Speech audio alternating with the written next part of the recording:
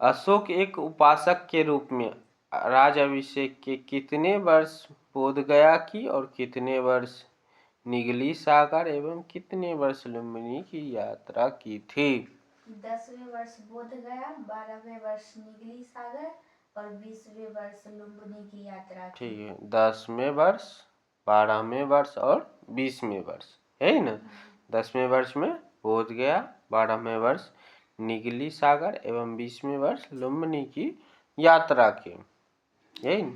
अशोक ने आजीवकों को रहने हेतु बराबर की पहाड़ी में 4 गुफाओं का निर्माण कराया, जिसका नाम कर्ज, सुदामा, विष झोपड़ी, कर्ज, चौपार, सुदामा तथा विष झोपड़ी था। क्या था? कर्ज, चौपार, सुदामा एवं विष झोपड़ी था। ठीक है। अशोक ने पौत्र यानी पोता दशरथ ने आजीवकों को कौन सी गुफा प्रदान की थी? नागार्जुन गुफा। नागार्जुन। 7वें स्तंभ लेख में आजीवकों का उल्लेख किया गया तथा महामात्रों को आजीवकों के हितों में ध्यान रखने के लिए बात कही गई। ठीक है। भारत में शिलालेख का प्रचलन सर्वप्रथम किसने शुरू किया था? अशोक ने। अशोक। भारत में शिलालेख का प्रचलन अशोक ने शुरू किया था। ठीक है। अशोक ने बौद्ध धर्म का प्रचार प्रसार करने के लिए किसको श्रीलंका भेजा था? पुत्र महेंद्र और पुत्री संघमित्रा को। पुत्र महेंद्र और पुत्री संघमित्रा को अशोक ने धर्म प्रचार प्रसार के लिए श्रीलंका भेजा था, यही ना? बौद्ध परंपरा और उनके लिपियों के अनुसार अशोक ने कितने स्तूपों का निर्माण करवाया? 84,000 स्तूपों का निर्माण कराया। भारत में शिलालेख का प्रचलन सर्वप्रथम किसने किया? अशोक ने किया। अशोक के शिलालेख में कौन कौन से लिपि का प्रयोग हुआ है? अरमाइक, खरोष्टी, ब्राह्मी और ग्रीक लिपि। अरमाइक, खरोष्टी, ब्राह्मी एवं ग्रीक लिपि का प्रयोग हुआ है। ग्रीक एवं अरमाइक लिपि का उल्लेख अफगानिस्तान से, खरोष्टी लिपि का उल्लेख शाहबाजगढ़ी एवं मनसेरा, जो कि कहाँ पर पड़ता है? पाकिस्तान में पड़ता है।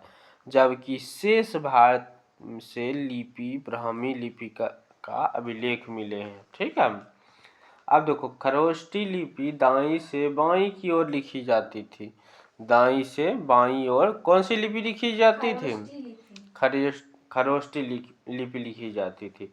अशोक के अभिलेखों को 3 भागों में बांटा गया है। कौन कौन? शिलालेख, स्तंभलेख, गुहालेख। शिलालेख, स्तंभलेख एवं गुहालेख। ठीक है। अशोक के शिलालेख की खोज कब हुई? 1750 ईस्वी में। और किसने खोज की थी? पाड्रेटी फैनथेलर ने। इनकी संख्या कितनी बताई गई है? 14 बताई। अशोक के अभिलेख को पढ़ने में सबसे पहली सफलता कब प्राप्त हुई? 1837 में जेम्स प्रिंसेप के द्वारा 1837 ईस्वी में इसकी कौन सी अभिलेखों को पढ़ने में सफलता प्राप्त हुई। यही 2 ईस्वी नाम याद हुआ, 1750 और 1837। तो 1750 में क्या हुआ था? इनके शिलालेख की खोज हुई थी, जबकि 1837 इसमें पढ़ा जा सका। और कौन पढ़ा था? प्रिंसेप। कौन प्रिंसेप? James Prinsep. और खोज किसने की थी 1750 में? पाद्रेटी फैनथेलर ने की थी। ठीक है।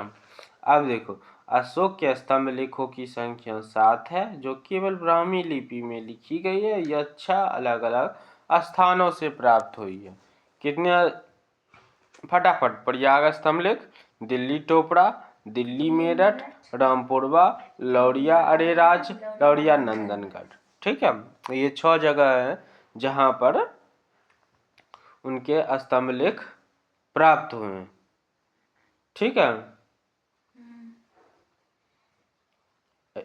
अब देखो,